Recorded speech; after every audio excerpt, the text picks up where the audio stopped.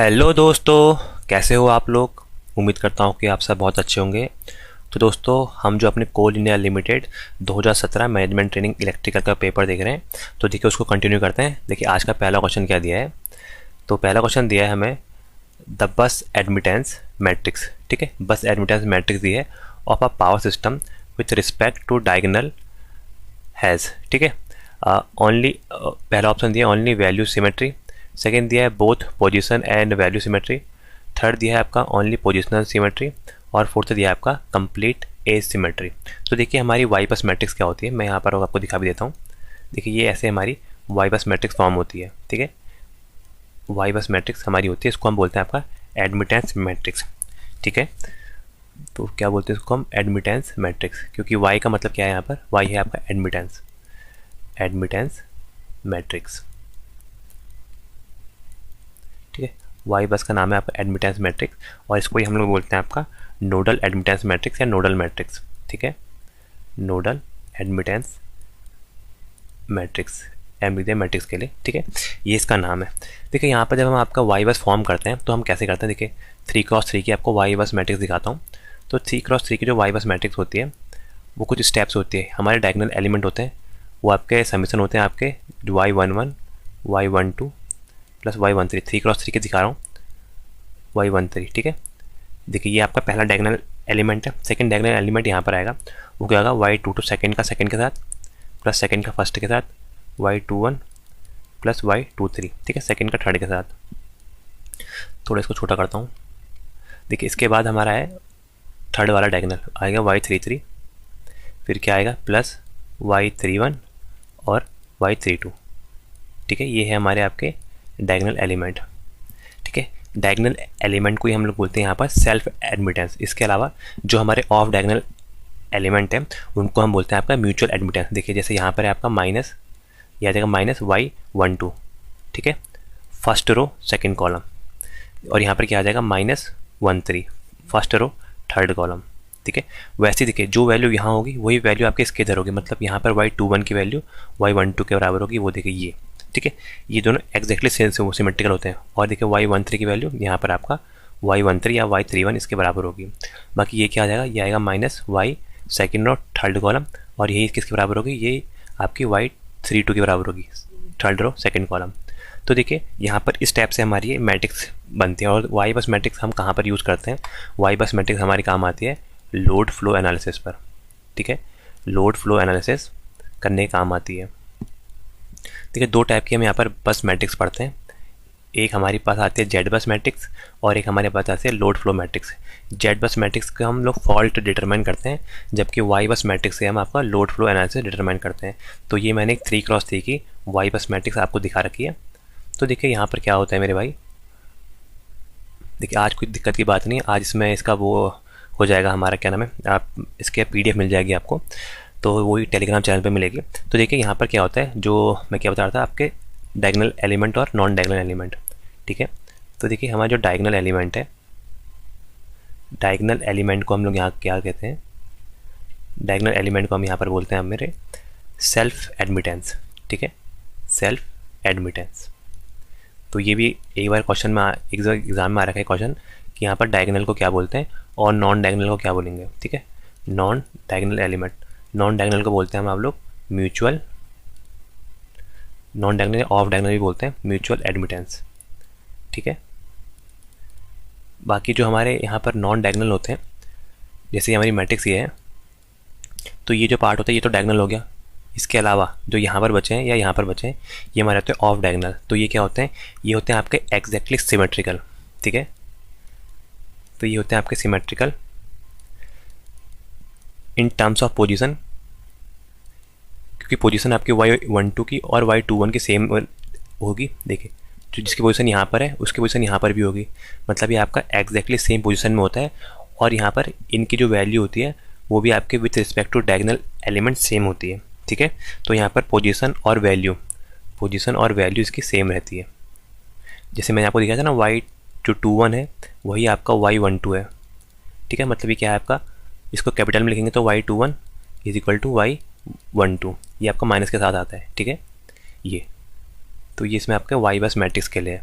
तो देखिए इसका क्या आंसर हो जाएगा, आंसर हो जाएगा ओनली वैल्यू सिमेट्री नहीं होती है, बोथ हम की देखिए पोजिशनल और वैल्यू सिमेट्री दोनों ही होती है। आंसर नंबर 20 का बिल्कुल ठीक हो जाएगा कि बोथ आपका पोजिशनल एंड आपका वैल्यू सिमेट्रिकल दोनों होती है। देखिए ये पोजीशन और ये पोजीशन सेम होगी और इनकी वैल्यू भी आपकी एक्यूरेट सेम होगी, ठीक है। ये आपके ऑफ डायगोनल एलिमेंट है, बाकी ये जो आपके हैं ये आपके डायगोनल एलिमेंट होते हैं। अगला क्वेश्चन देखते हैं मेरे भाई।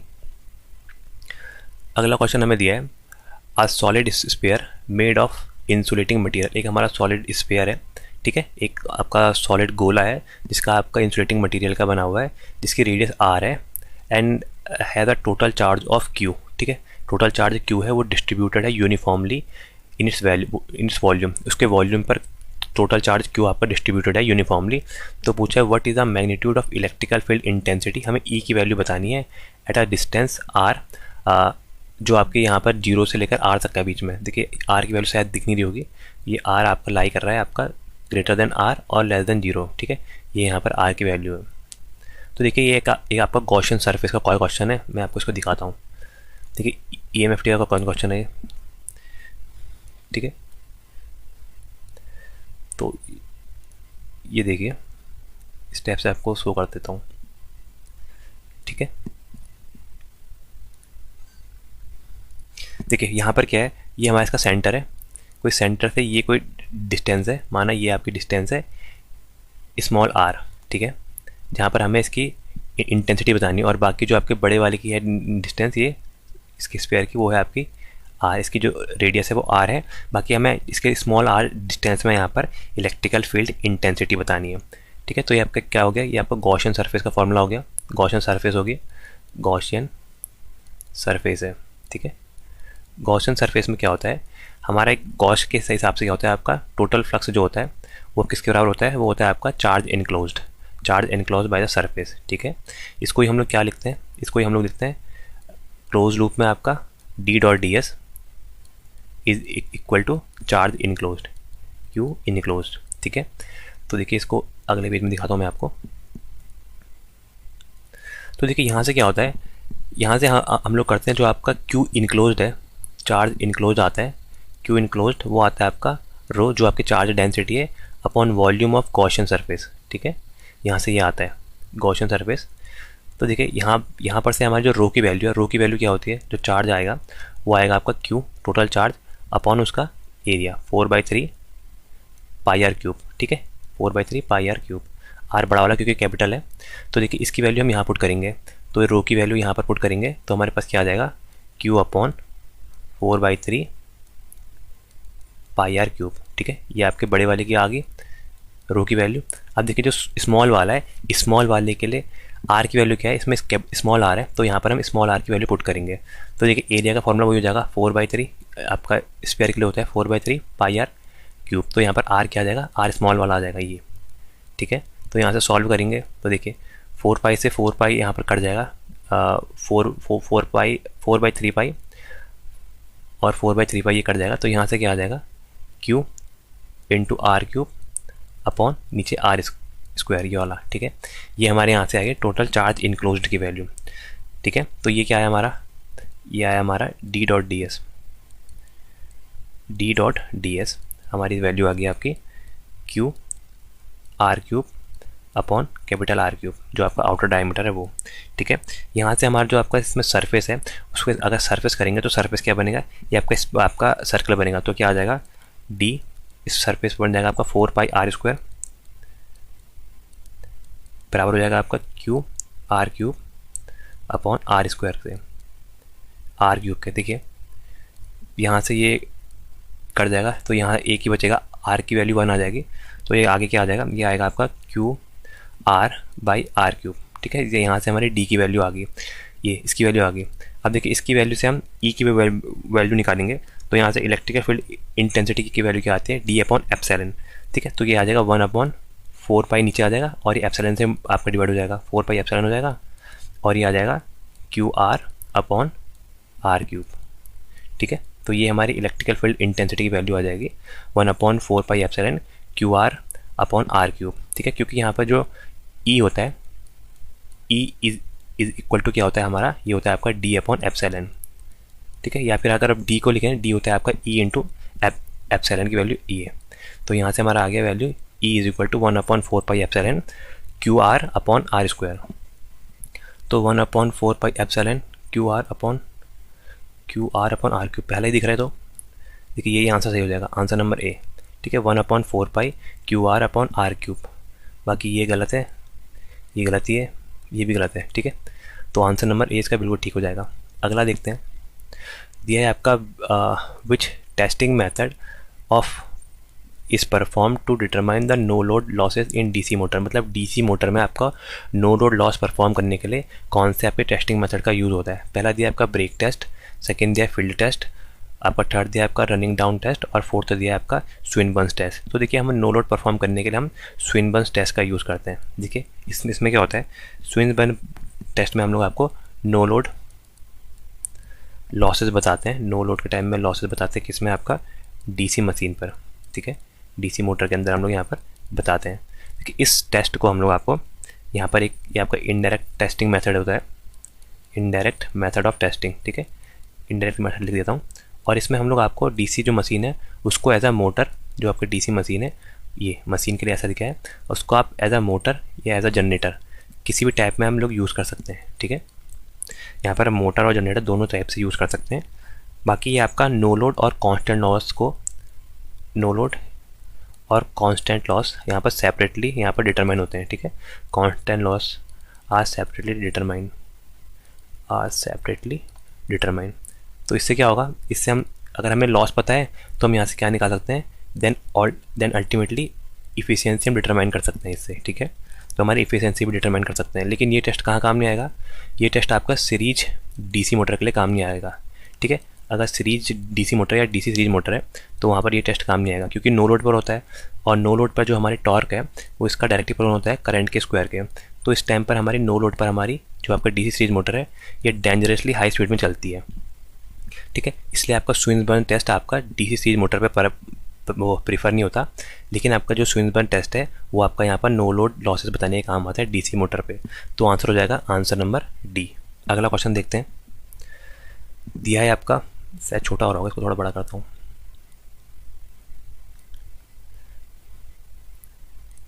ठीक है।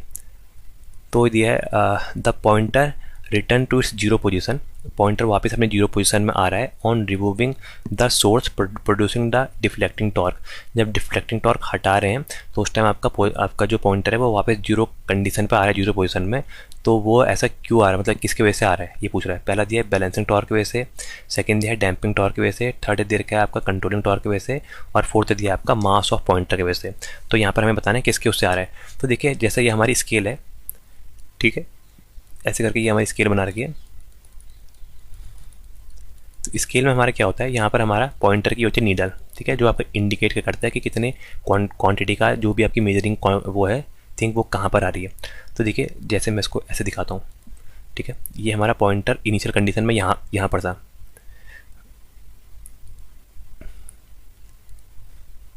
ठीक है, ये हमारा पॉइंटर इनिशियल कंडीशन में यहाँ पर था, ठीक है। ये कब है, आपके जीरो का कंडीशन पर है।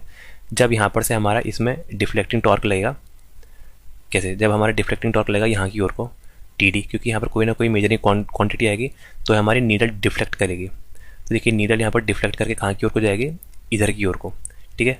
माना कोई एक पर्टिकुलर इसने करंट नापी या कोई भी वोल्टेज नापी, वो माना इस रेंज की नापी यहाँ पर, ठीक है। तो यहाँ पर क्या हुआ, इसके लिए यहाँ पर आपका इस डायरेक्शन में हमारा एक फोर्स लगा जिसको हम लोग बोलेंगे आपका डिफ्लेक्टिंग टॉर्क, ठीक है, ऐसा टॉर्क जिसको यहाँ को डिफ्लेक्ट करा रहा है। तो देखिए यहाँ पर क्या हो रहा है, एक पर्टिकुलर स्टेंस पे आकर ये यहाँ पर आके इतने आपके एम्पियर दिखा रहा है। तो क्या हुआ, इसके एक अपोजिट डायरेक्शन में भी टॉर्क लगेगा। देखिए वो टॉर्क लगता है ऐसे, वो होता है आपका controlling torque. Controlling torque is always opposing to the आपका deflecting torque at steady state condition. अगर हमारी स्टडी स्टेट कंडीशन है एसएस, स्टडी स्टेट कंडीशन में क्या होता है, हमारा डिफ्लेक्टिंग टॉर्क टीडी है और आपका वही आपका टीसी के बराबर होता है, तब आपकी यहाँ पर रीडिंग मेजर होती है। देखिए जब आपका यहाँ से एक टॉर्क लग रहा है, यहाँ से एक टॉर्क लग रहा है, तो क्या करता है, जो हमारी ये नीडल है या फिर पॉइंटर है, ये यहाँ पर अपने जगह पर ऑक्सीलेट करती है, ठीक है, ऑक्सीलेट करती है। तो यहाँ पर से हमें रीडिंग नोट करने में यहाँ पर पॉइंट का फ़र्क आ जाता है। तो इसी को हमने कम करने के लिए यहाँ पर हम लोग डैम्पर यूज़ करते हैं, डैम्पर, ठीक है। तो यहाँ पर हम डैम्पिंग टॉर्क लगाते हैं, जैसे एयर फ्रिक्शन डैम्पिंग या फिर एडी करंट डैम्पिंग, ठीक है। इस टाइप की हम डैम्पिंग करते हैं ताकि हमारा यहाँ पर ये क्या हो जाए, ये यहाँ पर कंट्रोल हो जाए। तो देखिए यहाँ पर क्या दिया है, जब हमारा यहाँ पर डिफ्लेक्टिंग टॉर्क 0 हो जाएगा, ठीक है।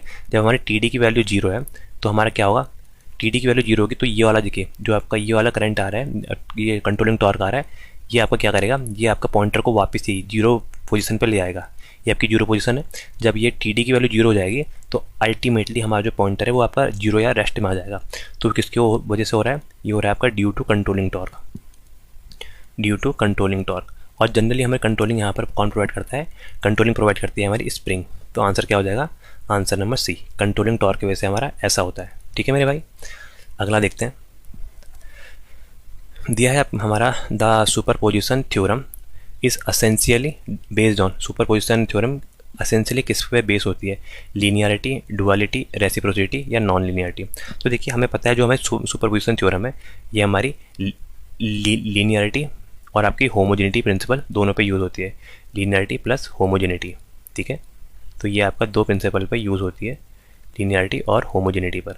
तो यहाँ पर एक ही दिया है आपका लीनियरिटी, तो आंसर हो जाएगा answer number A, linearity principle पर आपका ये डिपेंड करती है। ठीक है, अगला क्वेश्चन देखते हैं। अगला क्वेश्चन दिया है द ABCD कांस्टेंट, थोड़ा बड़ा करता हूँ इसको, एक मिनट।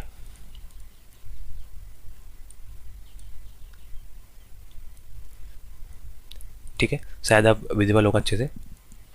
तो ABCD कांस्टेंट दिए हमें एक 220 kV के लाइन के, जिसमें A is equal to D, इसकी वैल्यू दी है 0.94 at angle of 1 degree, B की वैल्यू दी है 130 at angle of 73 degree, C की वैल्यू दी है 0.001 at angle of 90 degree. If the sending end voltage of line is given load deliver a nominal voltage of 240 volt की कर रही है, तो हमें वोल्टेज रेगुलेशन बताना है, उस टाइम वोल्टेज रेगुलेशन क्या होगा। ठीक है, तो यहाँ पर हमें ABCD पैरामीटर दिए हैं और हमें यहाँ पर वोल्टेज रेगुलेशन पूछा है, लेकिन उन्होंने ये नहीं बता रखा कि हमारी शॉर्ट ट्रांसमिशन लाइन है या लॉन्ग है या फिर मीडियम है। तो देखिए जनरली इस टाइप के कोई क्वेश्चन में हम लोग कंसिडर करते हैं कि हमारी शॉर्ट ट्रांसमिशन लाइन है, ठीक है, क्योंकि लॉन्ग ट्रांसमिशन लाइन और मीडियम ट्रांसमिशन लाइन के हमारे बहुत लेंथी क्वेश्चन होते हैं और ये आपके ESC के एग्जाम में ही आते हैं। ठीक है, तो हमारी कंसिडर करते हैं कि शॉर्ट ट्रांसमिशन लाइन है। शॉर्ट ट्रांसमिशन लाइन क्या होती है, वो ट्रांसमिशन लाइन जिसकी लेंथ लेस देन 80 किलोमीटर होती है। तो आपको वोल्टेज रेगुलेशन का फॉर्मूला पता है।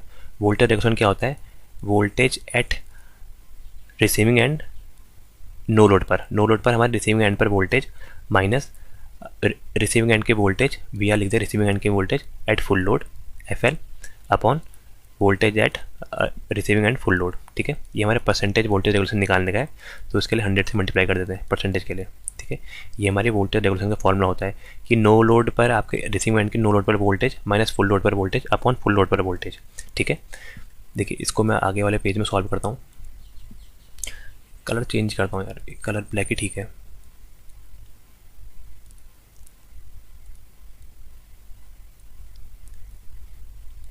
ठीक है, तो देखिए यहाँ से क्या क्या दिया था, यहाँ से हमें इसकी वैल्यू दी है, A की वैल्यू दी है, D की वैल्यू दी है। देखिए शॉर्ट ट्रांसमिशन लाइन के लिए अगर आपको वोल्टेज के रेगुलेशन का फॉर्मूला पता है तो आप उससे भी कर सकते हैं, वरना मैं आपको यहाँ पर दिखाता हूँ क्या होता है।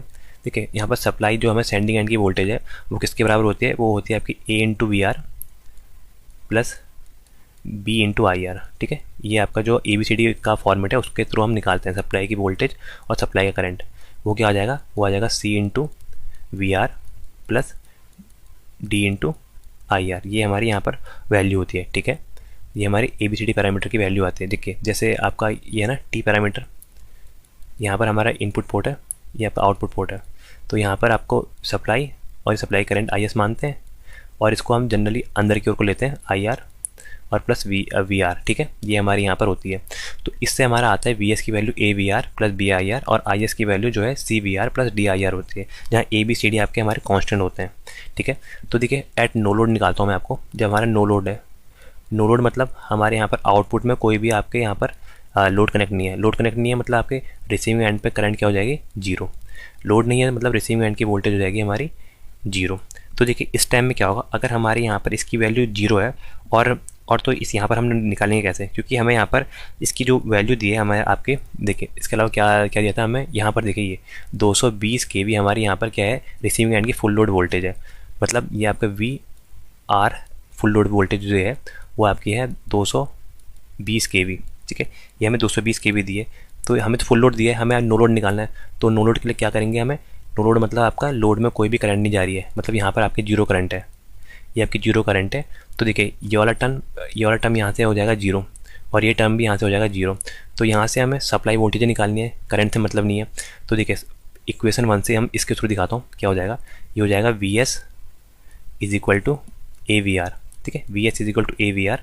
तो यहाँ से रिसीविंग एंड की वोल्टेज जो वी आर है, वी आर एट वही यहाँ पर नो लोड की वोल्टेज होगी, क्योंकि यहाँ पर हमने ये जीरो कर दिया, आई आर की वैल्यू जीरो कर दी।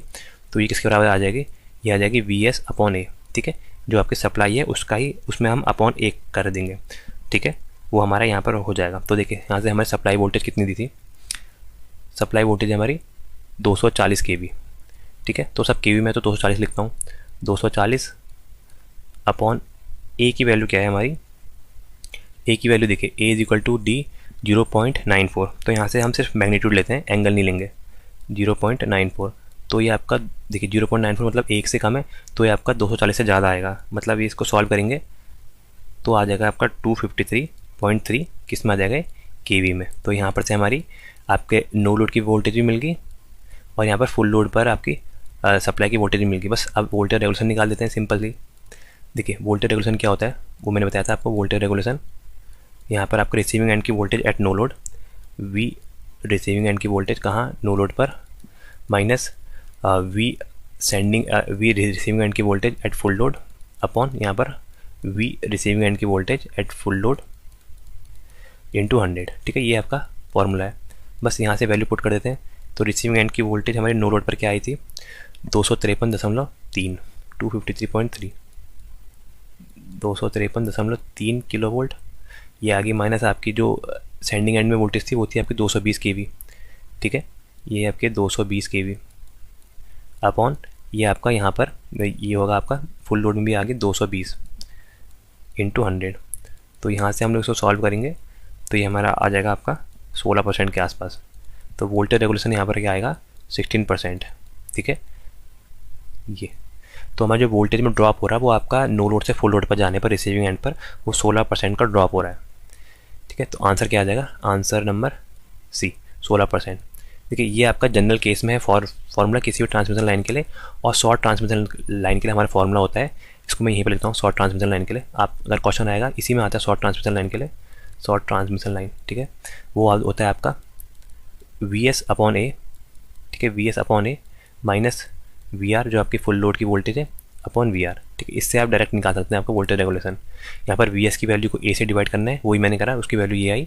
बाकी वी आर की वैल्यू तो हमें दी थी आपकी फुल लोड जो आपके रिसीविंग एंड पर वोल्टेज है, इंटू 100 करके आंसर निकाल जा। सिंपल ये ट्रिक है, मतलब ये इसका फॉर्मूला है आपका शॉर्ट ट्रिक, इसके थ्रू आप करिएगा तो बहुत जल्दी आपका 1 मिनट से कम में आंसर आ जाएगा। अगला देखते हैं, अगला दिया है, इसको भी थोड़ा बड़ा करता हूँ।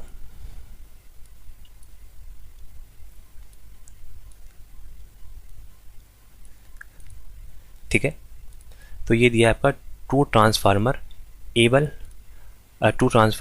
Are to be operated in parallel, ठीक है, मतलब दो ट्रांसफार्मर हमारे पैरेलल में कनेक्ट हैं in such that they share load proportional to their kVA rating, ठीक है, मतलब वो लोड शेयर करने अपनी आपके केवीए रेटिंग के प्रोपोर्शनल। तो बोला है the rating of first transformer is 500 केवी और it's leakage reactance is 0.05 per unit. बोला है the rating of second transformer इस 250 केवी है, तो सेकंड वाले का हमें लीकेज रिएक्टेंस बताना है, ठीक है। तो देखिए ये बहुत सिंपल कोई क्वेश्चन है, लेकिन इसमें लोग बहुत कंफ्यूज होते हैं। तो देखिए यहाँ क्या होता है, हम लोग पहले देखेंगे कि आपको परफेक्ट शेयरिंग के लिए, परफेक्ट शेयरिंग ऑफ लोड के लिए हमारा क्या होता है, ठीक है। ये आपको बताता हूँ, अगर परफेक्ट शेयरिंग ऑफ लोड करानी है हमें दो ट्रांसफार्मर के बीच में या पैरेलल ऑपरेशन ऑफ ट्रांसफार्मर के लिए, ठीक है, perfect sharing of load, perfect sharing of load अगर हमें करानी है बिटवीन टू ट्रांसफार्मर और पैरेलल कनेक्टेड ट्रांसफार्मर, तो उसके लिए क्या होगा, हमारा जो इम्पीडेंस होता है ट्रांसफार्मर का, इम्पीडेंस ऑफ ट्रांसफार्मर ऐसे लिख देता हूँ, इम्पीडेंस ऑफ ट्रांसफार्मर वो आपका इन्वर्सली प्रोपोर्शनल होता है। इन्वर्सली प्रोपोर्शनल मतलब 1 आ जाएगा देयर रिस्पेक्टिव केवीए रेटिंग, ठीक है, inversely proportional to respective KVA rating, उनकी जो आपकी केवीए रेटिंग है उसकी इन्वर्सली प्रोपोर्शनल ये आपका होता है। तो यहाँ पर इसको सिंपल फॉर्मूले में आप सिंपल ऐसे लिख देता हूँ। अगर पर यूनिट की बात करें, per unit leakage impedance, per unit leakage impedance हमारा जो होता है पर यूनिट लीकेज इम्पीडेंस वो हमारे बराबर होता है 1/kVA रेटिंग के, ठीक है। सिंपल में ऐसा भी बोल सकते हैं। तो यहाँ से देखिए, अगर हम यहाँ पर से पर यूनिट इम्पीडेंस ट्रांसफार्मर का एक साइड मतलब ट्रांसफार्मर 1 और ट्रांसफार्मर 2 का करेंगे तो हमारा कांस्टेंट आता है। देखिए मैं इसको दिखाता हूँ आपको। देखिए इसमें क्या होता है, अगर हम प्रोडक्ट करें, product of per unit leakage reactance, जो आपका पर यूनिट लीकेज रिएक्टेंस है उसका प्रोडक्ट करें किसके साथ, जो हमारी केवीए रेटिंग है उसके साथ, per unit leakage reactance and KVA rating. तो ये हमारे क्या आता है, ये हमारा आता है constant. KVA rating is always constant. तो कांस्टेंट को ऐसे लिखता हूँ, मतलब क्या हुआ, जो अगर मल्टीप्लाई करें पर यूनिट रेटिंग को और केवीए रेटिंग को दोनों ट्रांसफार्मर की, तो हमारा कांस्टेंट आएगा, ठीक है। मतलब आपको जैसे हमें ट्रांसफार्मर 1 T1 और T2 करके दिखाता हूँ, तो ट्रांसफार्मर जो 1 दिया है और यहाँ पर ट्रांसफार्मर 2 दिया है, ठीक है। ट्रांसफार्मर 1 में जो आपका यहाँ पर क्या था हमारा रिएक्टेंस, पर यूनिट रिएक्टेंस, वो x1 लिख देता हूँ, इसका x2 लिख देता हूँ, ठीक है। तो यहाँ पर हमें x2 की वैल्यू निकालनी है। तो देखिए क्या क्या दिया था हमें, ट्रांसफार्मर 1 है आपका 500 kVA का और 0.05, 500 kVA, 500 kVA है और आपका 0.05 आपका पर यूनिट लीकेज रिएक्टेंस है 0.05, ठीक है। और आपका ट्रांसफार्मर 2 है आपका 250 kVA का। तो हमें यहाँ पर इसकी वैल्यू निकालनी है x2 की। तो क्या करेंगे, देखो सिंपल है, हम इन दोनों का मल्टीप्लाई, हमारा इन दोनों का मल्टीप्लाई इन दोनों के मल्टीप्लाई के बराबर होगा, ऐसा ये बोल रहा है। क्योंकि ट्रांसफार्मर का kVA और आपका पर यूनिट जो आपका लीकेज रिएक्टेंस है, इनका प्रोडक्ट यहाँ पर बराबर होता है। तो देखिए यहाँ पर क्या करेंगे हम लोग, आपका जो आपका T1 into x1, T1 into x1 बराबर क्या हो जाएगा, T2 इंटू x2, ठीक है। यहाँ से अगर हम x2 की वैल्यू निकालेंगे, क्योंकि हमें x2 की वैल्यू निकालनी है, x2 की वैल्यू क्या हो जाएगी, ये हो जाएगी आपका T1 ट्रांसफार्मर 1 की रेटिंग अपॉन ट्रांसफार्मर 2 की रेटिंग इंटू x2, ठीक है। इसको सॉल्व करता हूँ तो क्या आ जाएगा, T1 की वैल्यू है आपकी 500, T2 की वैल्यू है आपकी 250, kVA से kVA कट जाएगा। बाकी x2 की वैल्यू क्या है आपकी, मतलब x1 की, सॉरी x1 है, x1 की वैल्यू क्या है आपकी 0.05, 0.05। तो ये 25 दूनी 50 से 2 बार कट जाएगा, तो 5 दूनी 10, ये आ जाएगा 0.1। तो हमारे यहाँ पर क्या आ जाएगा 0.1 पर यूनिट, आपका सेकेंड वाले केस में इम्पीडेंस आ गया। तो आंसर हो जाएगा आपका आंसर नंबर डी 0.1, ठीक है। यहाँ पर 0.05 भी दिया है। देखिए ये कब, ये देखिए यहीं पर कंफ्यूज होते हैं कि 0.05 कब होता है। देखिए अगर हमारी केवीए रेटिंग आपके दोनों ट्रांसफार्मर की सेम होती, मतलब जैसे इसकी भी 500 kV है, इसकी भी 500 kV होती, तब उस टाइम पर हमारा जो आपका लीकेज रिएक्टेंस होता है तब इक्वल होता है। लेकिन इस टाइम पर देखिए दोनों की केवीए रेटिंग डिफरेंट थी, इसलिए यहाँ पर आपका इसकी वैल्यू अलग आई है, ठीक है। वरना ये आंसर आता कब, जब आपके दोनों की केवीए रेटिंग सेम होती, ठीक है। अगला देखते हैं अब हम। अगला दिया है find the resistance of an electric heater. हमें इलेक्ट्रिक हीटर का रेजिस्टेंस बताना है that absorb 2400 watt and connected to 120 volt supply, ठीक है। हमें यहाँ पर बताना है कि हीटर का रेजिस्टेंस कितना है जो आपका 2400 वाट कंज्यूम कर रहा है और वोल्टेज है आपकी 120 वोल्ट। तो देखिए V की वैल्यू दिया है वोल्टेज 120 वोल्ट, पावर दिया है कितना दिया है हमारे 2400 वाट, ठीक है। रेजिस्टेंस की वैल्यू निकालनी है। तो देखिए यहाँ से पावर का वैल्यू क्या होती है, पावर इज इक्वल टू क्या होती है V²/R, वोल्टेज और करंट, वोल्टेज और रेजिस्टेंस दिया है तो ये होती है। तो यहाँ से देखिए यहाँ से R निकाल सकते हैं। R क्या आ जाएगा, resistance is equal to voltage square upon power. तो वोल्टेज का स्क्वायर क्या है, वोल्टेज है आपका 120 इंटू 120 अपॉन R की वैल्यू, पावर की वैल्यू है आपका 2400 वाट, ठीक है। यहाँ से देखिए यहाँ से एक जीरो से ये 2 जीरो से ये 2 जीरो कट के 12 दूनी 24, ये 2 बार कट गया और ये 2 छक्का 12, 6। तो रेजिस्टेंस की वैल्यू क्या आ गई 6 ओम। तो बहुत सिंपल क्वेश्चन था। आर की वैल्यू आ गई 6 ओम। आंसर नंबर ए, ठीक है, 6 ओम इसका बिल्कुल सही आंसर होगा। अगला क्वेश्चन देखते हैं।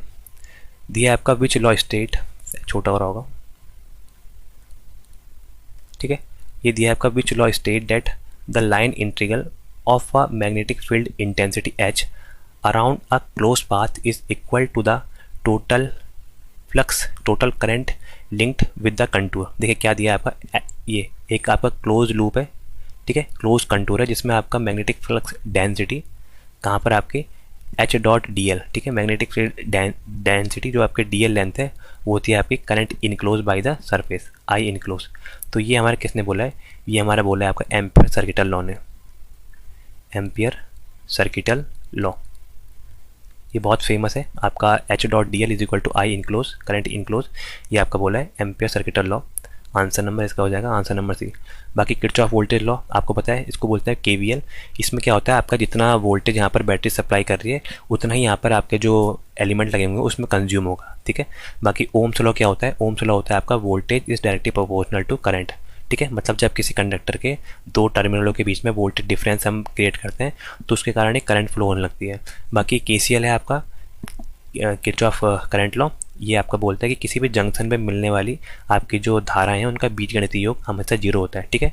Eight a junction the entering और leaving current should be equal, ठीक है, या फिर ऐसा भी बोल सकते हैं। तो इसका हो जाएगा आपका एम्पियर सर्किटल लॉ। अगला क्वेश्चन देखते हैं।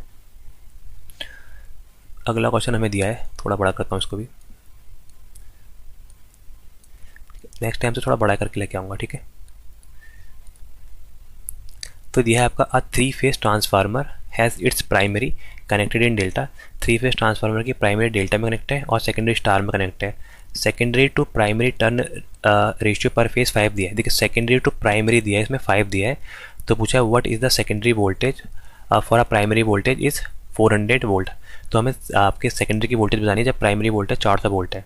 देखिए क्या दिया, हमें डेल्टा स्टार कनेक्शन दिया है। डेल्टा हमारा प्राइमरी है, ये हमारा स्टार कनेक्शन दिया है, ठीक है।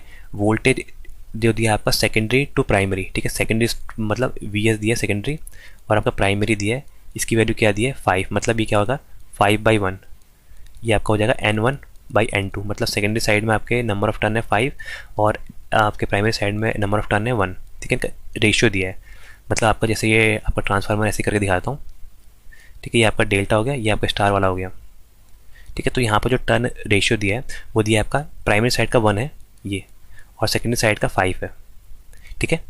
अब देखिए यहाँ पर फेज में दिखा रखा है, पर फेज के लिए मैंने एक फेज ही दिखा रखा है, ठीक है। यहाँ पर क्या है देखिए, इसमें अगर 400 वोल्ट दे रखे हैं, यहाँ पर डेल्टा साइड में हमें 400 वोल्ट दे रखा है 400 वोल्ट। तो देखिए डेल्टा साइड में लाइन वोल्टेज और फेज वोल्टेज बराबर होती है, तो वो आपकी कितनी है, यहाँ पर 400 वोल्ट है, ठीक है। ये हमें स्टार साइड में कन्वर्ट करके बतानी कितनी आएगी ये। देखिए स्टार साइड में कन्वर्ट करने के लिए यहाँ पर जो आपका वोल्टेज का रेशियो है इससे मल्टीप्लाई होगा, तो क्या हो जाएगा आपका, ये आ जाएगा आपका, इससे करता हूँ, ठीक है। ये आएगा आपका 400 जो हमारी वोल्टेज है उसमें आपका टर्न रेशियो के हिसाब से मल्टीप्लाई हो जाएगा 400 × 5, ये कितना आ जाएगा आपका 5 चौको 20, ये आ जाएगा आपका 2000 वोल्ट, ठीक है। देखिए 2000 वोल्ट क्या आया, ये हमारी आई आपकी phase voltage VP in case of star. Star के टाइम में आपकी फेज़ वोल्टेज आई है, लेकिन हमें क्या पूछा है यहाँ पर लाइन वोल्टेज बतानी है कि कितनी होगी, ठीक है।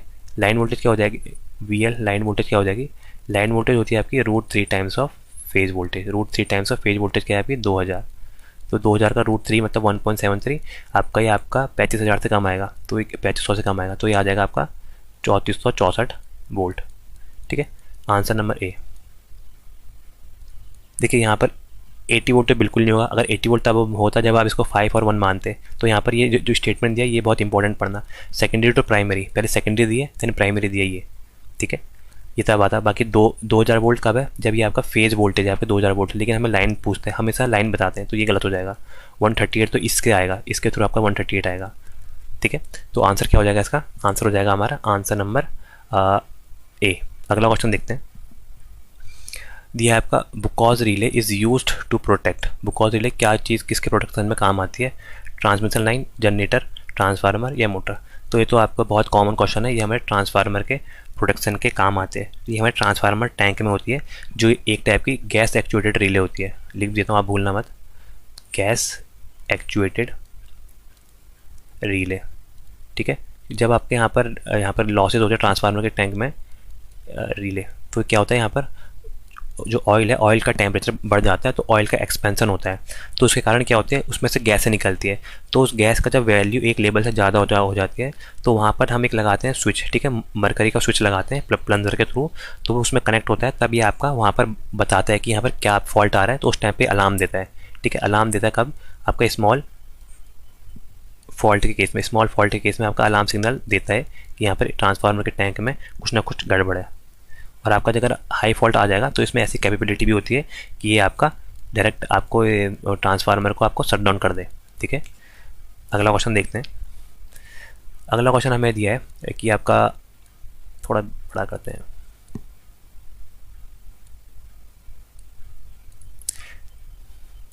ठीक है। द इलेक्ट्रिक फील्ड स्ट्रेंथ, हमें electric field strength at a distance point due to a point charge minus Q plus Q, अच्छा प्लस क्यू है, ठीक है। Plus Q is located at origin is 100 microvolt per metre है। If the point is now enclosed by a perfectly conducting metal sheet sphere at a point P, तो outside the sphere will be, तो हमें outside the spare हमारी magnetic field strength कितनी होगी। तो देखिए आपका EMFT का बहुत सिंपल कॉन्सेप्ट बेस में, तो देखिए क्या दिया हमें, पॉइंट चार्ज दिया है, पॉइंट चार्ज प्लस क्यू दिया है। देखिए अगर पॉइंट चार्ज है मतलब एक पॉइंट चार्ज यहाँ पर है, तो कहीं ना कहीं उसका दूसरा पॉइंट चार्ज भी होगा। माना ये प्लस क्यू है, जब माइनस क्यू होगा तभी आपको यहाँ पर आपका एक ओर से दूसरी ओर यहाँ पर मूवमेंट होता है। तो जहाँ पर अगर प्लस क्यू है तो वहाँ पर माइनस क्यू चार्ज भी होगा, ठीक है। तो इसका कहने का मतलब, इसमें कहने का मतलब क्या है, इसमें कहने का मतलब क्या है, प्लस क्यू जो हमारा चार्ज है वो अपने आप यहाँ पर माइनस क्यू चार्ज यहाँ पर इंड्यूस कर देगा सरफेस पर, ठीक है। तो प्लस क्यू चार्ज इंड्यूस, लिख देता हूँ आपको, इंड्यूस माइनस क्यू चार्ज, ठीक है, माइनस क्यू कूलाम का चार्ज इंड्यूस कर देगा कहाँ पर, आपका सरफेस पर, इंड्यूस ऑन द सरफेस, या फिर मेटल सरफेस पे लिख देता हूँ, ठीक है। ये हमारे यहाँ पर कर देगा। तो देखिए यहाँ पर क्या है, हमारे एक साइंटिस्ट से गॉस लॉ, उन्होंने यहाँ पर अपना नियम दिया है। गॉस लॉ ने क्या बोला, गॉस लॉ ने बोला है कि हमारा जो आपका नेट जो फ्लक्स पास होगा किसी भी आपके क्लोज सरफेस में, वो आपके किसके बराबर होगा, वो आपके चार्ज इनक्लोज्ड के बराबर होगा, ठीक है। इन्होंने क्या दिया है, phi is equal to Q enclosed, ये हमें इन्होंने बोला है। चार्ज जो होता है वो आपका सॉरी जो फ्लक्स होता है नेट फ्लक्स, वो आपका क्यू इनक्लोज्ड के बराबर होता है। तो देखिए यहाँ से फ्लक्स की वैल्यू क्या आ जाएगी, वो आ जाएगी आपकी total charge enclose. Charge enclose क्या है, प्लस क्यू और माइनस क्यू, प्लस क्यू और माइनस क्यू क्या हो जाएंगे, जीरो। तो यहाँ पर क्या होगा, हमारे जो इसके आपके इलेक्ट्रिक फील्ड आएगा इसके बाहर पर, वो आपका आ जाएगा जीरो। तो यहाँ पर क्योंकि यहाँ पर नेट फ्लक्स ही जीरो हो जाएगा, तो उसके कारण यहाँ पर इलेक्ट्रिक फील्ड भी जीरो हो जाएगा, इलेक्ट्रिक फील्ड स्ट्रेंथ भी जीरो हो जाएगी। तो आंसर नंबर ए इसका बिल्कुल ठीक है, जीरो, ठीक है। अगला क्वेश्चन देखते हैं, एक मिनट।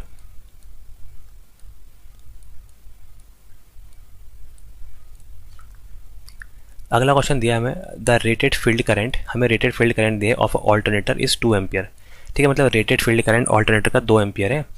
फिर दिया है आपका the alternator is developing 200 volt at a field current of 1 ampere at rated speed. जब वो रेटेड स्पीड में चल रहा है और फील्ड करंट 1 एम्पियर ले रहा है तो आपका 200 वोल्ट डेवलप कर रहा है, ठीक हो गया। बोल रहा है कि if the field current is made 2 ampere, 2 ampere का था, 2 एम्पियर ही हमने दे दिया उसका फील्ड करंट, वो भी रेटेड स्पीड पर। तो पूछ रहा है कि what will be the generated voltage, ठीक है, इन practical case considering armature reaction. Armature reaction को कंसीडर करेंगे तो उस टाइम पर हमारा वोल्टेज क्या होगा, ये लेस देन का साइन है, लेस देन आपका 400 वोल्ट है, ये आपका ग्रेटर देन 400 वोल्ट है, ये इक्वल टू 400 वोल्ट है, और ये 380 वोल्ट दिया है। तो देखिए यहाँ पर क्या होता है, देखिए अगर फील्ड करंट IF की वैल्यू यहाँ पर हमें जो रेटेड है वो दिया है आपकी 2 एम्पियर, ठीक है।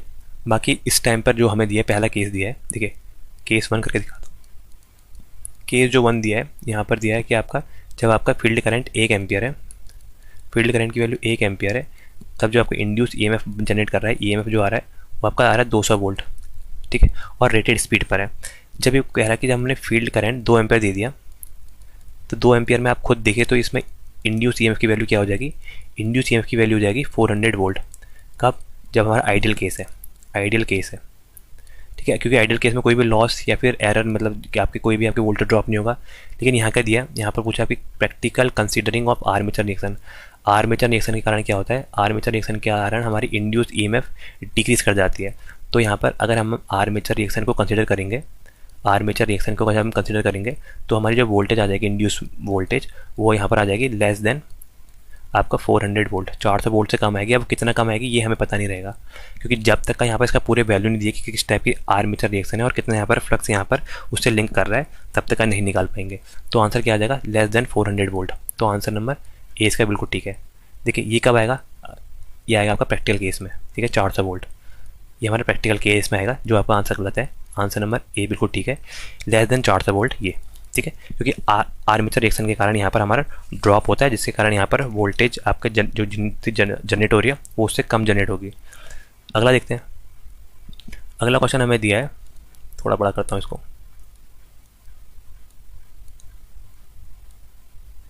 ठीक है, अब से ऐसे क्लियर होगा। देखिए यहाँ दिया है आपका the frequency range over which the response of the system with in acceptable limit the system is called, ये तो बैंडविड्थ होती है। Answer number D, bandwidth. देखिए बैंडविड्थ क्या होती है, जैसे हमारा ये कोई सिग्नल है तो उसमें यहाँ से यहाँ तक कितनी आपकी बैंडविड्थ, मतलब फ्रीक्वेंसी की कितनी आपकी लिमिट है, ये इसको हम बोलते हैं बैंडविड्थ।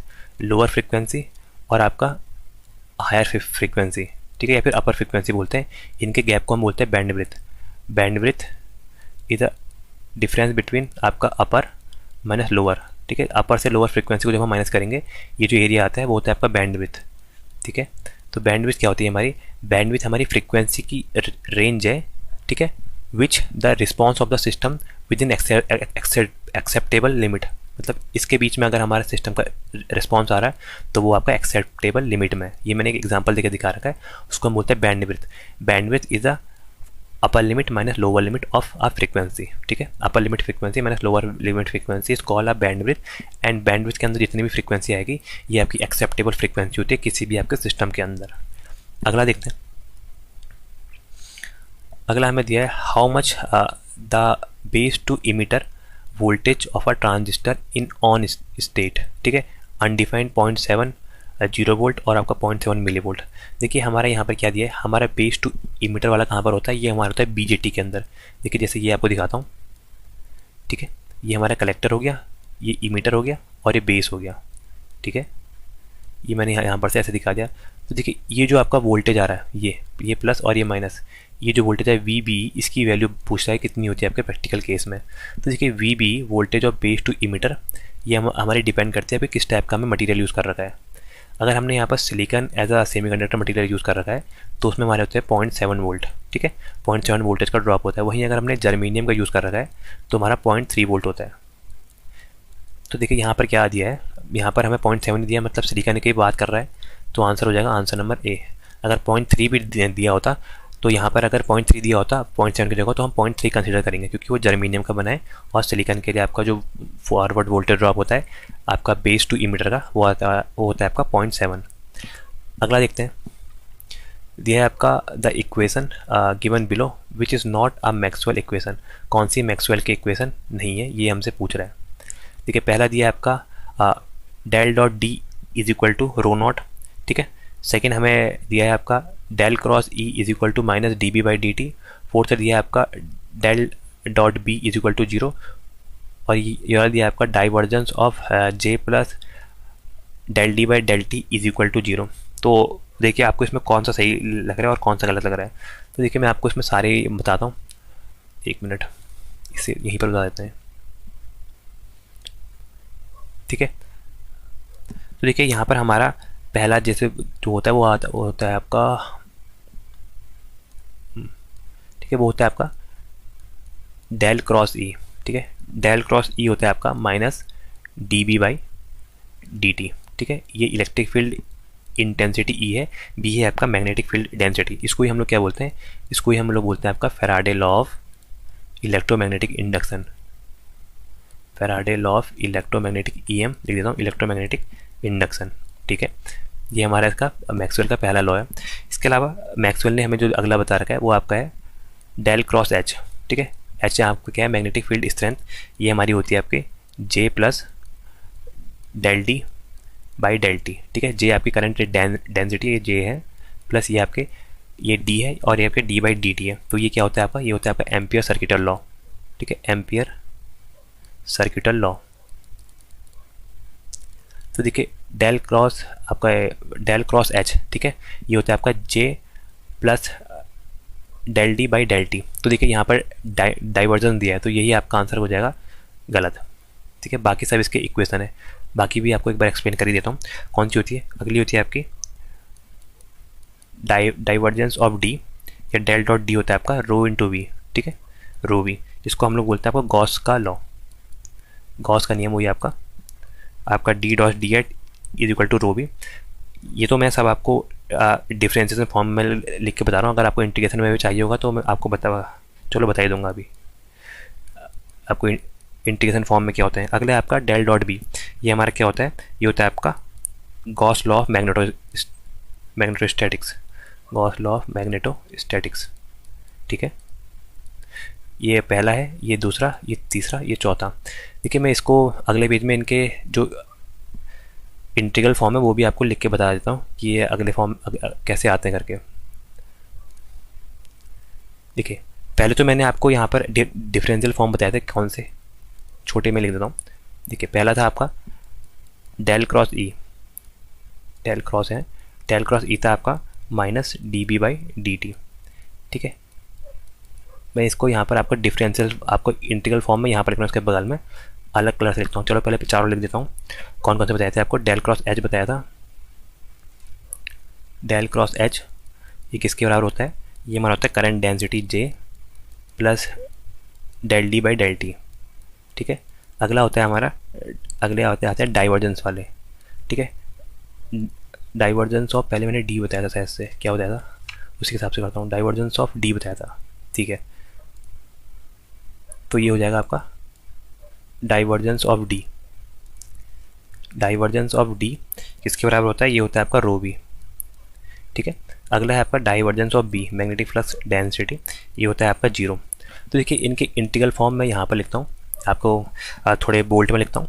तो इसका क्या होता है आपका क्लोज लूप, क्लोज कंटूर में लाइन इंटीग्रल जो ई डॉट डी एल है, ई डॉट डी एल वो किसके बराबर होता है, वो होता है आपका minus D by D T, minus D by D T.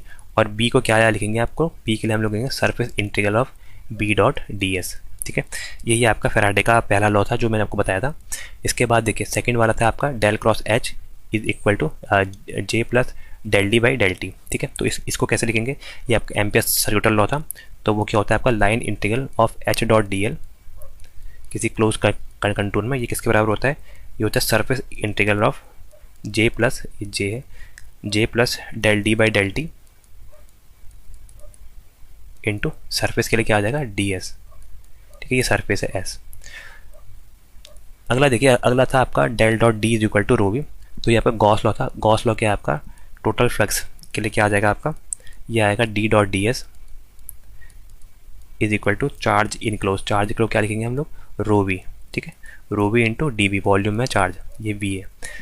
बाकी ये आ जाएगा आपका लास्ट वाला, ये आ जाएगा आपका क्लोज सरफेस, एक कंटूर में close surface integral B dot D S always equal to zero. ये आपका गॉस का मैग्नेटोस्टैटिक लॉ है।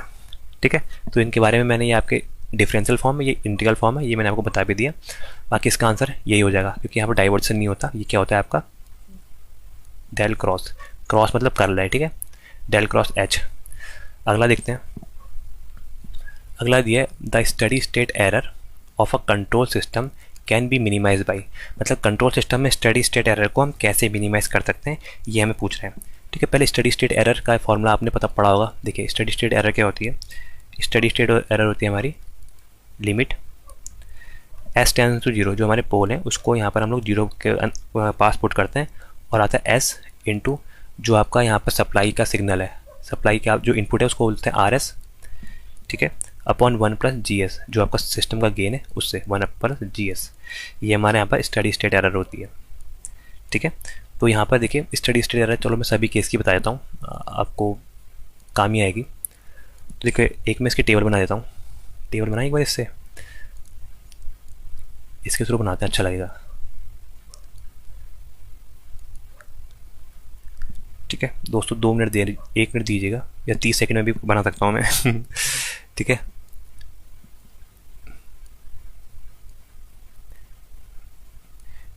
ये देखिए यहाँ पर इनपुट हो जाएगा और कौन कौन सा यहाँ पर टाइप 0, टाइप 1 और टाइप 2 सिस्टम के बारे में ये हो गया।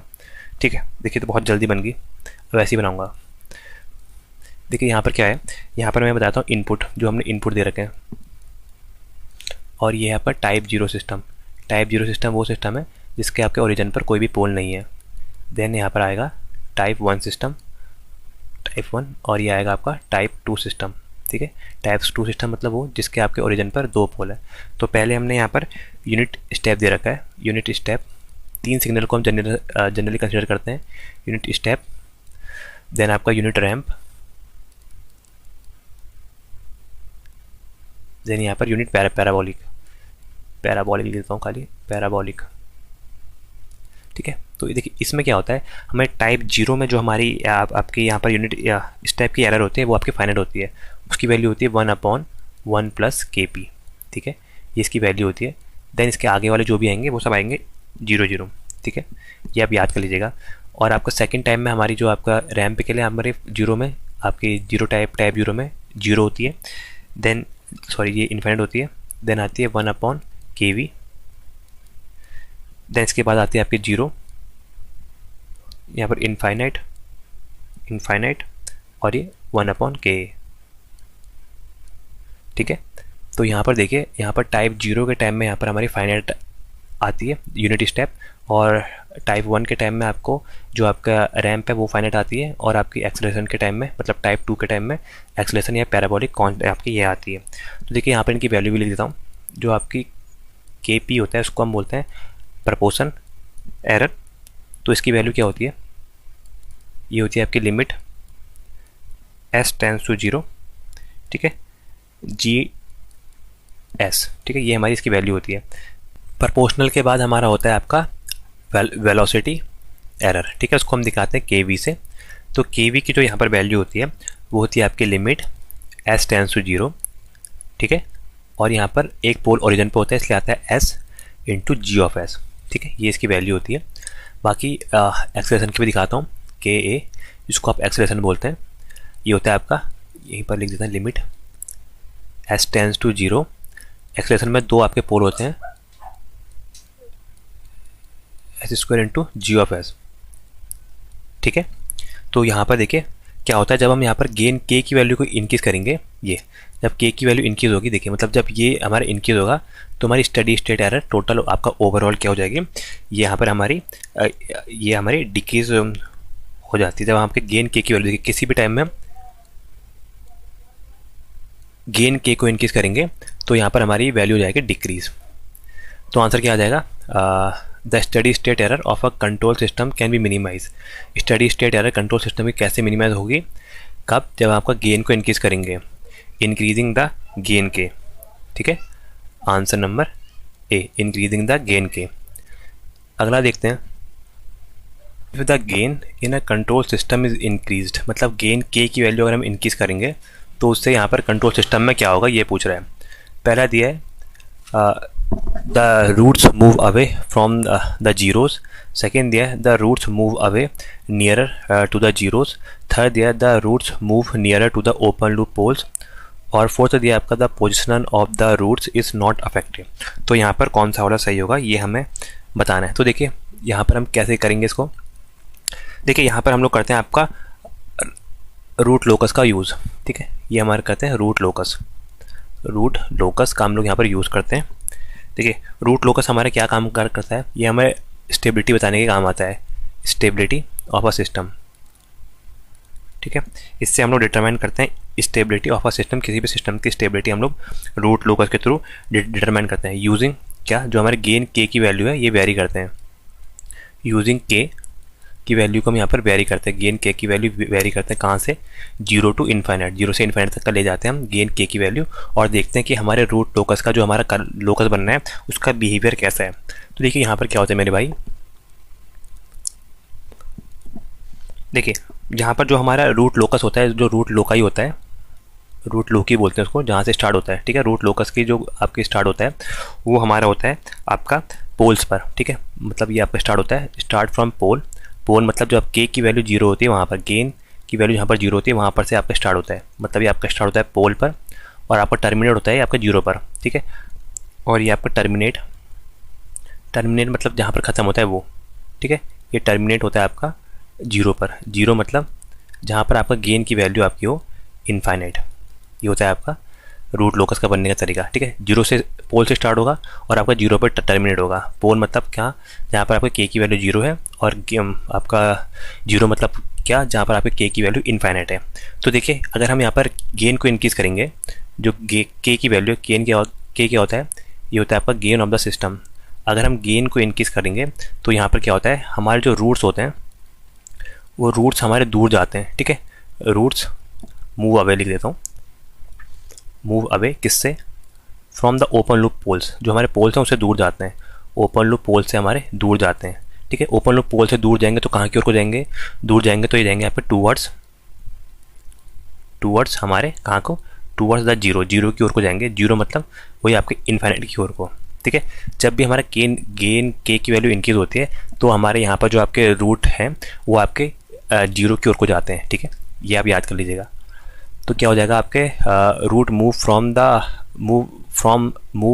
अवे फ्रॉम द जीरोस, ठीक है। आपका सेकंड दिया है द रूट आपका नियर टू द जीरोस, नहीं, आंसर हो जाएगा आंसर नंबर ए। क्या है, रूट हमारे जो मूव कर रहे हैं कहाँ से, आपके मूव अवे फ्रॉम जीरोस, ठीक है। तो यहाँ पर हमारे यहाँ पर मूव अवे टू जीरो,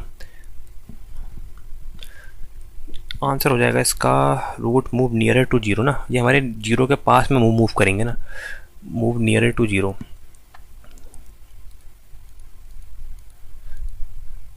देखिए आंसर क्या हो जाएगा, पहला दिया है the root move away from the zeros. देखिए जीरो से अवे नहीं, जीरो की ओर को जा रहे हैं, मतलब नियरर टू जीरो। आंसर क्या हो जाएगा, आंसर नंबर बी, ठीक है। ये root move away nearer to zero, zero मतलब वही आपका इन्फाइनाइट की ओर को चले जाते हैं जब आपका गेन के की वैल्यू इंक्रीज होती है। अगला क्वेश्चन देखते हैं, which generator is use in megger, megger में कौन सा जनरेटर यूज़ करते हैं। देखिए मैगर क्या होता है, हमारा हाई इंसुलेशन रेजिस्टेंस नापने का काम आता है, ठीक है। इंसुलेशन रेजिस्टेंस क्या होता है, वो आपका प्रतिरोध जिसकी वैल्यू आपका मेगा ओम में हो, ठीक है। हमें वो नापने का काम है, जैसे केबलों का जो प्रतिरोध होता है उसको हम बोलते हैं आपका इंसुलेशन रेजिस्टेंस, ठीक है। तो यहाँ पर देखिए किसका यूज़ करते हैं, यहाँ पर हम लोग करते हैं आपका परमानेंट मैग्नेट डीसी जनरेटर का यूज़ करते हैं, ठीक है। तो देखिए इसके बारे में आपको थोड़ा एक्सप्लेन भी कर देता हूँ। यहाँ पर क्या होता है, ये आपका इंसुलेशन रेजिस्टेंस नापने का काम आता है, और इसके अलावा जो आपका वोल्टेज जो बिल्डअप करता है, ये वोल्टेज आपका बिल्डअप करता है 250 वोल्ट से लेकर आपका 2500 वोल्ट तक का, 250 से लेकर 2500 वोल्ट, वो भी किस में, इन डीसी में, ठीक है। ये आपका डीसी में जनरेट करता है इतने वोल्ट तक का। बाकी इसमें हम लोग हैंड ड्रिवन, हाथ से चलने वाला आपका जनरेटर यूज़ करते हैं, HAND, hand driven DC generator, hand driven DC generator. और ये आपका परमानेंट मैग्नेट होता है, परमानेंट मैग्नेट का बना होता है, इसलिए हम इसको बोलते हैं परमानेंट मैग्नेट डीसी जनरेटर, ठीक है। PMDC का यूज़ करते हैं, जिसको हम लोग यहाँ पर मैकेनिकली 160 RPM में घुमाते हैं। मिनिमम आपको 160 RPM मतलब 1 मिनट में 160 बार इसके प्राइम मूवर को घुमाना पड़ेगा, तब ये आउटपुट पर आपका वोल्टेज देगा, ठीक है। तो यहाँ पर हमारा मेगर में हम कौन सा यूज़ करते हैं, मेगर में हम लोग यहाँ पर PMDC permanent magnet DC generator का यूज़ करते हैं। और आपका मेगर क्यों ये काम आता है, इंसुलेशन रेजिस्टेंस, केबल का रेजिस्टेंस जो मेगा ओम में होता है उसको नापने के काम आता है। अगला देखते हैं, दिया आपका Kelvin double bridge is best suited for the measurement of, Kelvin double bridge से कौन सा मेजरमेंट करने के काम आता है, इंडक्टेंस, कैपेसिटेंस, लो रेजिस्टेंस या हाई रेजिस्टेंस। तो आंसर हो जाएगा low resistance. Kelvin double bridge is best suitable for low resistance method, Kelvin double bridge, ठीक है। लो के लिए हम लोग कैल्विन डबल ब्रिज या पोटेंशियोमीटर, POT शॉर्ट में लेता हूँ, पोटेंशियोमीटर का यूज़ करते हैं, ठीक है। हाई के लिए मैंने बता दिया आपका मैगर वगैरह या मेगा ओम मीटर या लॉस ऑफ चार्ज मीटर, इसका यूज़ करते हैं, ठीक है। कैपेसिटेंस के लिए हम लोग डी शॉर्टिज ब्रिज का यूज़ करते हैं। इंडक्टेंस के लिए हम लोग हाई क्यू, मीडियम क्यू और आपका लो क्यू के हिसाब से आपको इसमें क्लासीफाई करते हैं। अगर हमारी हाई क्यू कॉइल है, मतलब जिसका क्वालिटी वेक्टर ग्रेटर देन 10 है, तो उसके लिए हम लोग हेज ब्रिज का यूज़ करते हैं। बाकी मीडियम क्वालिटी वेक्टर मतलब जिसमें क्यू की वैल्यू आपकी 1 से लेकर 10 तक का लाई करे, तो उसके लिए हम लोग मैक्सवेल ब्रिज, और आपका लो के लिए हम लोग यहाँ पर एंडरसन ब्रिज का यूज़ करते हैं, जिसमें क्वालिटी वेक्टर की वैल्यू लेस देन 1 हो, ठीक है। तो ये 3 ब्रिज हमारे इंडक्टेंस के होते हैं। बाकी यहाँ पर आपका शेयरिंग ब्रिज और डी शॉर्टी ब्रिज आपके कैपेसिटेंस के लिए, और लो रेजिस्टेंस के लिए आपका कैल्विन डबल ब्रिज मेथड या POT मेथड, POT मतलब पोटेंशियोमीटर मेथड, और हाई रेजिस्टेंस के लिए लॉस ऑफ चार्ज मेथड या आपका, या फिर मेगा ओम मेथड या मेगर, या हम इस टाइप के इक्विपमेंट का यूज़ करते हैं। अगला देखते हैं, दिया आपका 8085 has test individual flag during the arithmetic and logic operation. देखिए जो हमारा 8085 होता है ना, ये हमारा 8 बिट का होता है, 8 बिट फ्लैग रजिस्टर, ठीक है। 8085 जो होता है 8 बिट का फ्लैग रजिस्टर होता है यहाँ पर। देखिए तो इसमें क्या होता है, हमारे पास 8 बिट होती हैं। हमारे बिट का नाम देता हूँ आपको D7 से लेकर D0, D7, D6, D5, D4, D3, D2, D1 और D0। तो देखिए यहाँ पर क्या होता है, यहाँ पर जो हमारी पहली वाली बिट होती है इसको हम बोलते हैं, आपका जो 0 बिट होती है उसको हम बोलते हैं आपको कैरी फ्लैग। ठीक है, यह होता है आपका कैरी फ्लैग, जो आपका कैरी फ्लैग होता है। आपका सेकंड जो होता है उसमें कुछ नहीं होता है, वो 0 होता है। आपका जो आपकी D2 होती है वो आपकी होती है पैरिटी फ्लैग, जो आपका पैरिटी चेक करती है कितना सही है कितना गलत है। ठीक है, पैरिटी फ्लैग इसको बोलते हैं। फिर अगला D4, फिर वापस क्रॉस, D3 क्रॉस। D4 होता है आपका ऑक्सिलरी कैरी, जो आपको ऑक्सिलरी कैरी को कैरी करता है, ऑक्सिलरी कैरी फ्लैग। ठीक है, D5 भी क्रॉस होता है। D6 में क्या आता है, D6 में आती है आपके 0 फ्लैग। ठीक है, 0 फ्लैग की वैल्यू आती है। इसके बाद जो D7 जो सबसे मोस्ट सिग्निफिकेंट डिजिट होती है, ये आपके बताती है साइन। तो देखिए यहाँ पर कौन कौन से साइन फ्लैग हो गया। तो टोटल ये देखिए 1 फ्लैग, 2 फ्लैग, 3 फ्लैग, 4 और 5।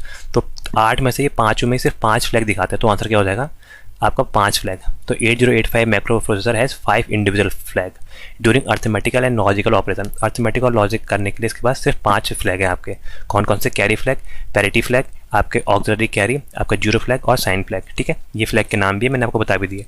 अगला देखते हैं, दिया है आपका to a highly inductive circuit a small capacitance is added in series, the angle between voltage and current is. ठीक, तो वोल्टेज और करंट के बीच के एंगल में क्या फ़र्क पड़ेगा, ये देखिए आपको फेजर से दिखाता हूँ मैं, आपको इजीली समझ जाएंगे आप।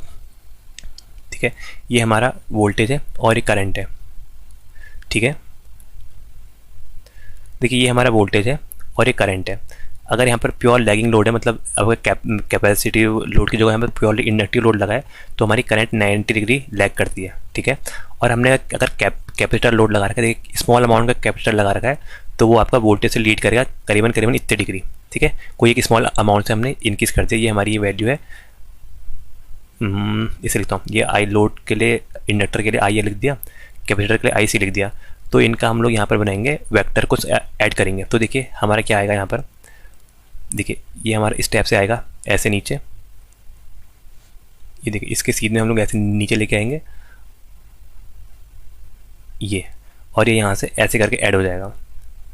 तो देखिए यहाँ पर जो हमारी वैल्यू आई, ये इससे दिखाता हूँ आपको, ये आपका आया IR, resultant value of current. देखिए एरो से दिखाता ना, ये आपको दिखेगा आप ये। ठीक है, ये जो वैल्यू है ये आई आपकी IR की वैल्यू। जब हमने यहाँ पर कैपेसिटर की वैल्यू यहाँ पर लगाई है, ये आई आपकी IR, resultant value of current. ठीक है, ये IR, जब आपका IR क्या है, ये आपका वेक्टर सम है किसका, इंडक्टर प्लस कैपेसिटिव करंट का, ये आपका है IR। तो यहाँ पर क्या हुआ, देखिए पहले एंगल था आपका 90 डिग्री, तो अब ये कुछ कम हो जाएगा। तो यहाँ पर वोल्टेज और कोई एंगल मानते हैं फाई। तो यहाँ पर जब हम लोग आपका सीरीज में कैपेसिटर ऐड करते हैं, तो हमारा एंगल क्या करता है, वोल्टेज और करंट का, ये डिक्रीज करता है। देखिए ये है ना, जैसे आपका इंडक्टर है और ये R है, यहाँ पर हमने लगा लिया कैपेसिटर, ये इस टाइप से था। तो टोटल इसका था आपका XL और ये लगाया XC। तो यहाँ पर XL माइनस XC आपका टोटल आपका रिएक्टेंस आता है, XL माइनस XC। ठीक है, क्योंकि यहाँ पर आपका इसमें आपका कैपेसिटिव या आपका रिएक्टिव पावर प्रोवाइड करता है। तो आपका जो टोटल ये ओवरऑल IR की वैल्यू आई है, ये आपकी आ जाएगी यहाँ पर, मतलब 90 डिग्री से कम होकर ये आपका कुछ और एंगल हो जाएगा। तो जब भी हम लोग हाईली कैपेसिटिव सर्किट में आपका कैपेसिटर को इंट्रोड्यूस करते हैं या इसको कनेक्ट करते हैं सीरीज में, तो आपका वोल्टेज और करंट के बीच का एंगल, ये देखिए वोल्टेज है और एक करंट है, इसके बीच का एंगल क्या होगा, डिक्रीज हो गया। ठीक है, तो यही आंसर है, डिक्रीज। अगला देखते हैं, दिया है आपका output of NAND gate is 0 for 3 input. ठीक है, नैंड गेट का आउटपुट 0 कब होता है, देखिए मैं 2 आपके इनपुट में दिखाता हूँ तो आप उससे ईजिली समझ जाएंगे। ये देखिए हमारा नैंड गेट ये है, मैं इसमें 2 इनपुट दिखा रहा हूँ। तो ये 2 इनपुट नैंड गेट है। देखिए एंड के आगे नॉट लगा रहता है, AND plus NOT is equal to NAND. ठीक है, ये हमारा नैंड गेट है, 2 इनपुट है A और B और ये आउटपुट है Y। तो Y आउटपुट क्या आएगा, A डॉट B, ये आता है एंड का, और इसका ये आपका बार कर देंगे, तो ये क्या आएगा आपका नैंड गेट का आउटपुट। तो देखिए यहाँ पर कैसे होगा, देखिए इससे दिखाता हूँ आपको इसकी ये ट्रुथ टेबल। ठीक है, ये तो ट्रुथ टेबल में देखिए ये है हमारा A और ये है B और ये आ जाएगा Y। तो देखिए क्या आ जाएगा, 0 0, जब दोनों 0 हैं, पहला 0 है और दूसरा हाई है, या पहला हाई है दूसरा 0 है, या दोनों हाई है। ठीक है। इस टाइम में क्या होता है हमारा, देखिए नैंड गेट क्या करता है, ए डॉट बी मतलब इनका मल्टीप्लाई करेगा, 0 प्लस 0, 0 इंटू 0 0 हो जाएगा, इसका बार करेगा, 0 का बार मतलब 0 का उल्टा क्या हो जाएगा 1, 1 प्लस 0 0, 0 का बार 1, देन इसका भी 1 और यहाँ पर 0। तो देखिए यहाँ से क्या समझे आप, ये यहाँ पर लिखता हूँ मैं आपको, ये हमारा तभी आपको ये यहाँ पर आपको 0 देगा, ठीक है। मतलब आपका नैंड गेट का आउटपुट 0 कब आएगा, जब आपके यहाँ पर इनपुट आपके सेम हो, जब यहाँ पर आपके इनपुट सेम हो, और वो भी कैसे हो, इनपुट सेम हो एज 1, मतलब इनपुट जब हाई हो तभी आपका ये 1 देगा। हाई इनपुट के केस में इसकी वैल्यू 1 आती है। तो देखिए अगर 3 लगे होंगे, माना 3 यहीं पर दिखाता हूँ आपको, 1 2 3 लगे हैं, और ये हमें आउटपुट की वैल्यू यहाँ पर चाहिए हाई, मतलब आउटपुट की वैल्यू अगर हमें 0 चाहिए तो ये तीनों की वैल्यू 1 होनी चाहिए, ठीक है, तभी हमारा आउटपुट यहाँ पर 0 आएगा। तो क्या आ जाएगा, ऑल 3 इनपुट आर 0, ठीक है। ये आप याद कर लीजिएगा, ये ट्रुथ टेबल से इजीली आप समझ जाएंगे, ठीक है। बाकी हर टाइम में इसका वैल्यू आती 1 1 1, सिर्फ एक टाइम में जब आपके दोनों इनपुट सेम है और दोनों के दोनों आप इनपुट हाई हैं तभी इसकी वैल्यू आती है यहाँ पर 0। अगला देखते हैं, दिया आपका for a single phase capacitor start induction motor which of the following statement is valid. Capacitor start induction motor के लिए कौन सा स्टेटमेंट सही है। पहला दिया capacitor is used for power factor improvement, नहीं, कैपेसिटर को तो हम लोग यूज़ करते हैं एज अ स्टार्टिंग प्रोवाइड करने के लिए, 2 फेज में शिफ्ट प्रोवाइड करने के लिए। अगला दिया direction of rotation can not be change, नहीं, इसमें डायरेक्शन ऑफ रोटेशन हम चेंज कर सकते हैं by changing the field winding, या फिर आपकी जो आपकी स्टार्टिंग वाइंडिंग है उसके टर्मिनल को चेंज करके, दोनों में से एक ही चेंज करेंगे, ठीक है। अगला दिया direction of rotation can be change by interchanging the supply terminal, नहीं, सिंगल फेज में इंटरचेंजिंग द सप्लाई टर्मिनल से ऐसा नहीं होता है। अगला है आपका the direction of rotation can be change by reversing the main field terminal, बिल्कुल ठीक है, ठीक है। या तो हम यहाँ पर मेन फील्ड के चेंज करें या फिर एंड, आइदर लिखता हूँ, आइदर और होता है, और आता है ना, और या फिर हम क्या करें, स्टार्टिंग जो वाइंडिंग है उसके टर्मिनल चेंज करेंगे, स्टार्टिंग वाइंडिंग के टर्मिनल चेंज कर सकते हैं, ठीक है। तब यहाँ पर आपका डायरेक्शन ऑफ रोटेशन मतलब घूमने की दिशा यहाँ पर परिवर्तित हो जाती है। अगर हम सिर्फ इनमें से किसी भी एक के, या फिर आप किसके, या फिर आप जो आपकी रनिंग वाइंडिंग है उसके आप टर्मिनल चेंज करें, या फिर आपकी जो मेन वाइंडिंग है उसके आप जो आपकी स्टार्टिंग वाइंडिंग है उसके टर्मिनल चेंज करें, तब आपकी direction of rotation capacitor start motor में आपकी चेंज हो जाती है, ठीक है। बाकी कैपेसिटर स्टार्ट मोटर क्या करती है, ये आपका टॉर्क डेवलप करती है, हाईएस्ट टॉर्क प्रोवाइड करती है स्टार्टिंग के टाइम, इसलिए हम इसका यूज़ करते हैं जहाँ पर आपका हाई इनर्शिया का लोड होता है। अगला देखते हैं, दिया आपका zero sequence component is absent in the following fault, मतलब किस फॉल्ट में आपका जीरो सीक्वेंस कंपोनेंट आपका एब्सेंट होगा। देखिए तीनों जो फॉल्ट दे रखे हैं ये आपके अनसिमेट्रिकल फॉल्ट है, ठीक है, अनसिमेट्रिकल फॉल्ट, अनसिमेट्रिकल टाइप के फॉल्ट है। और अनसिमेट्रिकल फॉल्ट में पहला दिया आपका double L, line to ground fault, अगला दिया लाइन टू ग्राउंड, और फिर दिया आपका डबल एल फॉल्ट या फिर ऑल ऑफ द अबव, ठीक है। तो ऑल ऑफ द अबव तो वैसे नहीं होगा। देखिए क्या होता है, हमारे ग्राउंड में जो करंट फ्लो होती है उसको हम बोलते हैं zero sequence current. Zero sequence current क्या होती है, वो करंट जो आपकी ग्राउंड के थ्रू फ्लो होती है। तो इसके लिए हमें आपके यहाँ पर देखिए न्यूट्रल की जरूरत पड़ती है कि जब आप ग्राउंड से कनेक्ट करें तभी यहाँ पर आपका ये आपका पाथ बनेगा। देखिए लाइन टू ग्राउंड, तो देखिए इसमें क्या हुआ, आपका ग्राउंड का कनेक्शन आ गया। क्या होती है, जब दो लाइनें यहाँ पर चिपक के ग्राउंड में मिल जाए उसको हम बोलते हैं लाइन टू ग्राउंड फॉल्ट, ठीक है। तो यहाँ पर आपकी जीरो सीक्वेंस करंट फ्लो होगी, जो ग्राउंड में फ्लो होती है उसको बोलते हैं आई जीरो सीक्वेंस करंट। वहीं आपका single line to ground fault, मतलब एक ये लाइन है, ये किसी पेड़ के संपर्क में आ गई, तो क्या हुआ, ये लाइन से ही ग्राउंड में चले जाएगा, ठीक है, लाइन टू ग्राउंड, तो यहाँ भी ग्राउंड मिल गया। लेकिन डबल लाइन फॉल्ट, ये डबल लाइन फॉल्ट में सिर्फ यहाँ पर आपकी करंट फ्लो होगी इन दोनों फेजों के बीच में। ये माना ये आई बी है तो ये आ जाएगा माइनस आई सी, ठीक है। एक दूसरे के नेगेटिव होते हैं, एक इस डायरेक्शन में तो एक इस डायरेक्शन में। यहाँ पर कोई भी जीरो सीक्वेंस करंट फ्लो नहीं होती है, तो आंसर क्या हो जाएगा, double line fault. Double line fault में आपकी जीरो सीक्वेंस करंट फ्लो नहीं होती है। तो उम्मीद करता हूँ दोस्तों आपको वीडियो समझ में आ रही होगी। Thank you so much.